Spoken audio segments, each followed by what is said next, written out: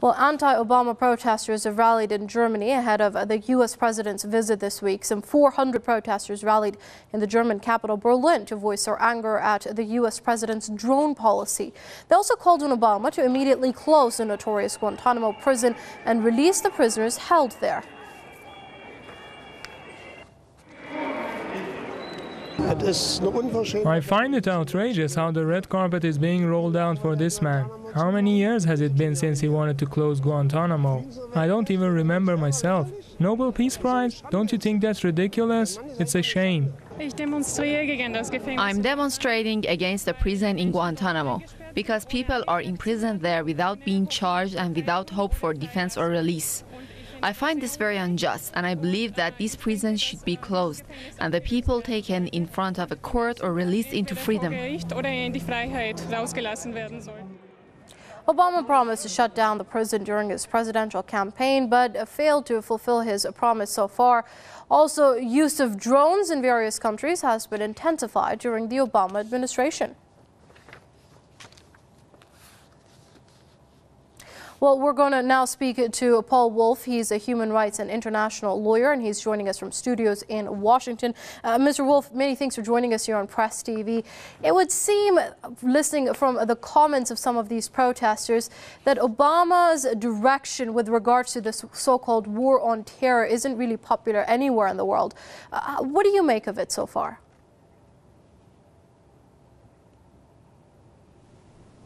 I don't think it is popular anywhere in the world, and I'm glad to see that people are continuing to keep this pressure on Obama. I mean, if Obama can't close Guantanamo Bay, then who can? I find that statement to be unbelievable because Obama is the commander-in-chief of the U.S. military, and for him to say that he is without power to close that prison, it just doesn't make sense to me. As far as the drones go, that is really an unprecedented presidential assassination program that's killed at least 2,400 people just in Pakistan already. And this goes well beyond what George Bush did. You know, we can look at George Bush, and he was also extremely unpopular, but we can at least give him the benefit that the country was in a state of emergency at the time and it wasn't acting rationally. Well, Obama, he's coming from the left. He's coming from a liberal perspective, and he is actually able to institutionalize these kind of emergency procedures and make the liberals feel good about it because they believe that it's necessary if the liberal politician is the one who's advocating it rather than the hardline right-wing politicians in the United States.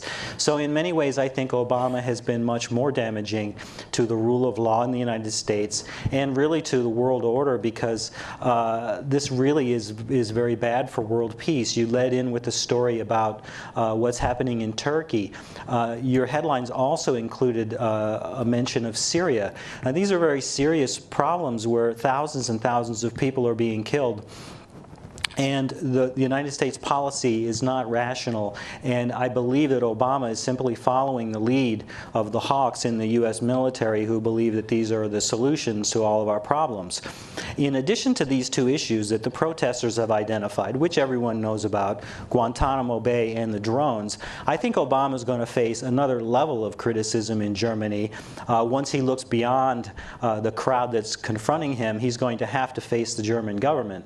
And the German government is extremely concerned about the revelations of National Security Agency spying that were revealed by Edward Snowden last week from Hong Kong. The Germans are not on board with this program. You may find Americans who say, well, we have to trade some of our freedoms in exchange for security. But what do the Germans get out of it if we're spying on their communications? Well, that's a very interesting point you make, Mr. Wolf. I'd like to interrupt you there and pick up a bit further on this point that you make. Throughout the course of his presidency, we've seen Obama only justify these actions, the drone strikes, the spying, also Guantanamo. He's by and far gone out of his way to just justify it instead of say, hey, these are policy issues and we need to review them. Yes, and it's always based on some kind of secret information, and the argument is always, well, you don't know what we know, so you don't know what kind of danger you're in, so you have to trust us to take care of you.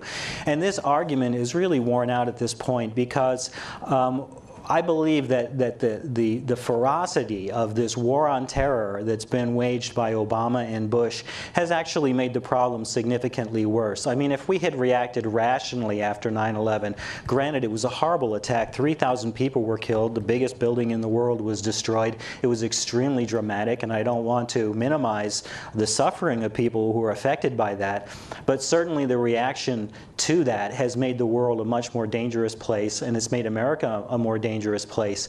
So I think the main criticism I would have of Obama is that he's not showing leadership. He is simply going along with what the militarists and the hawks in the United States believe is the solution to every problem, which is to apply force and to use the military to solve these kind of problems. Okay, we're going to have to leave it there. Paul Wolf, human rights and international lawyer there, joining us from Washington. Mr. Wolf, thank you very much for your comments here on Press TV.